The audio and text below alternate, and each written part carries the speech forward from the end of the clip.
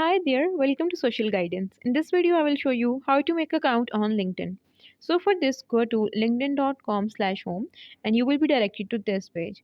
As we are here new, so there we have new to LinkedIn option and click on join now. From there, you need to enter your email address. So let me enter the email address first.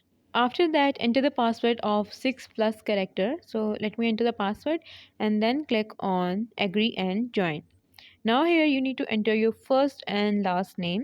So let me edit the name first here. Okay, so when the first name is added, then edit the last name here.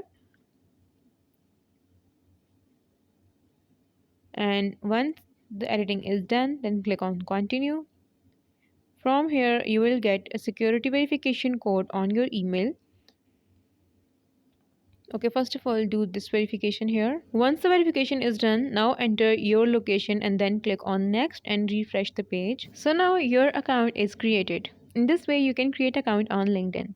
This is it for today's video. I hope you like it. If you have any question, please comment down below and do subscribe to our channel. Thank you for watching. Bye.